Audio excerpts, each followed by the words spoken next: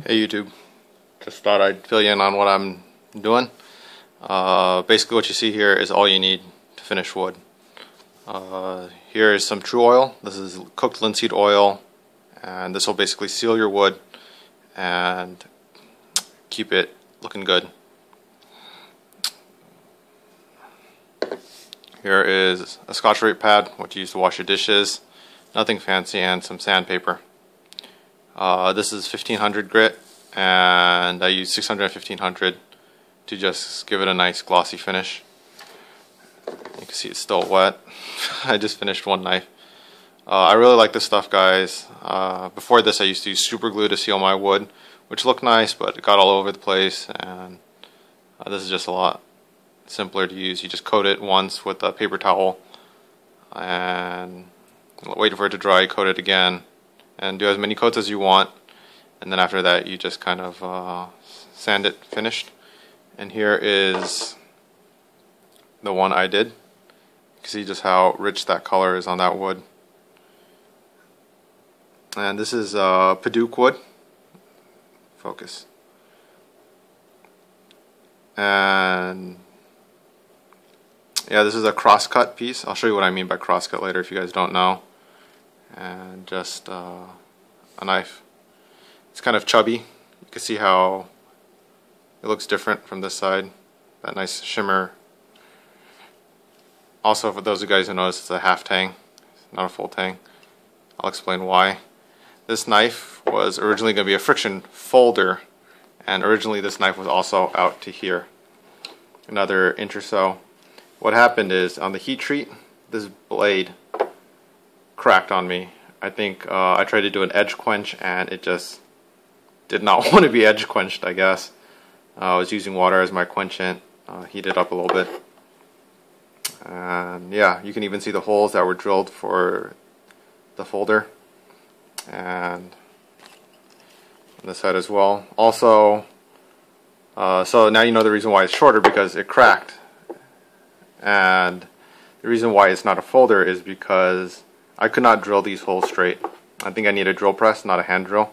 The grain in the wood kind of just fought me. There's different densities in the wood, and it always pushed my drill bit off just a fraction of an inch, even less than an inch, maybe a fraction of a centimeter.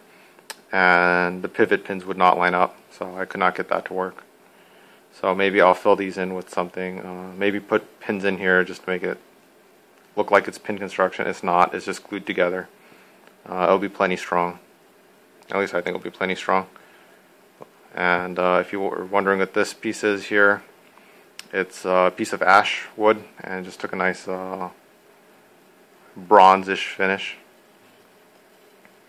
And the blade, it's actually kind of cool because since the blade cracked like that, I didn't want to take off any more metal than I had to, so I just did a flat grind. So right here we have a flat grind, and then we have a convex grind on the bottom. You can see that I had a little rust there, and I just left the blade out on accident and just sanded off with some 400. I might just refinish this on the belt again. And here we just have a lot of smudges. So yeah, it took a lot of work to get the inside to look like this, and just have the cutouts here and everything lined up. I tested it on a test board, and it worked fine. I just couldn't drill the actual wood properly. I got frustrated, and then I just kind of glued it into a knife. Yeah, didn't have much time other than this weekend, so I wanted to finish it up. So instead of having this knife, I have this knife, which isn't too bad. I think this will make a great shop knife. Just how short the blade is gives you a lot of control, and I think maybe I'll use it to trim wood, splinters, and all that. So I think the word for what this depth of color is chatoyance, which sounds very fancy for something nice looking. I probably pronounced it wrong too. But yeah, just tricky. Another blade I've been working on is for a friend to see if he likes it. He's a woodworker, taught me a lot about wood, and just a little kiridashi right now, but I think he's going to put a handle on it, just make it into a woodworking knife. And that's the sound of my battery about to die, but hopefully it'll last. So I just have 150 grit finish here, and I just polish it up on the polishing wheel. And I have up to 1,500 on sandpaper, and then on a piece of leather, and then the buffing wheel, and basically you have a very spotless finish. You can see my phone that I'm using to shoot this video with. And if you want, we can even do this.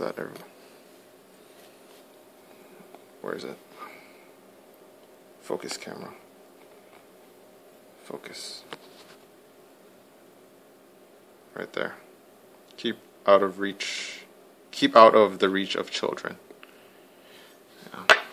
You can even work with this stuff with your hands. It says on the instructions it's fairly safe compared to super glue, which you can super glue yourself together with. Here, oh, I don't know if I mentioned, this is an older handle I did in padouk. I think it's padouk. And you can see the difference, right? See here, it looks similar to that. And you can see how cutting your wood different gives you very different colors. This is actually a very rich purple when it was unfinished, but now it's this really beautiful orangey reddish finish. Some dust on there.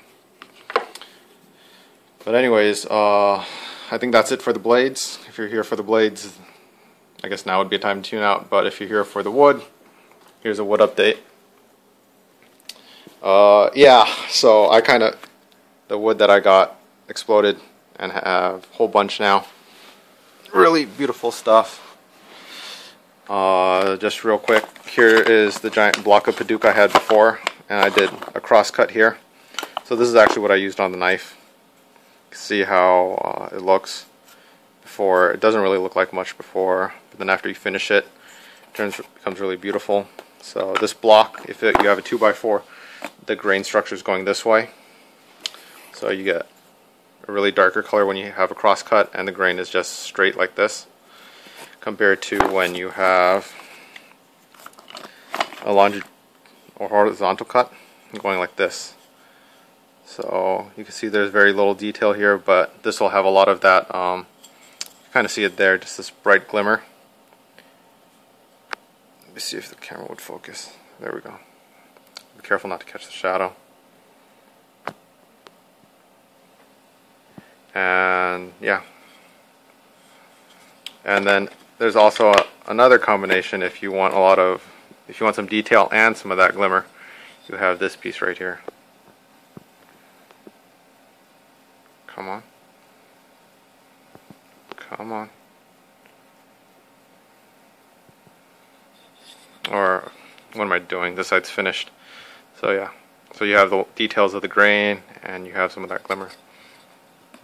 But yeah, so you could kind of see how the block was assembled. I try to keep it together so everything's book matched. I just took two pieces out from here that is on the other knife up there.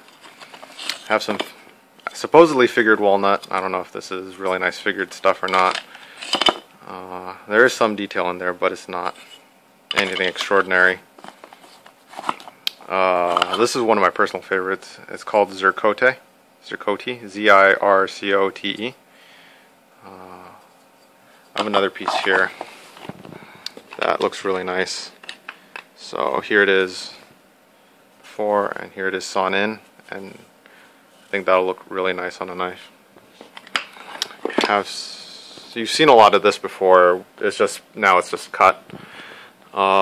Here's one that wasn't on there before. This was sold to me on eBay.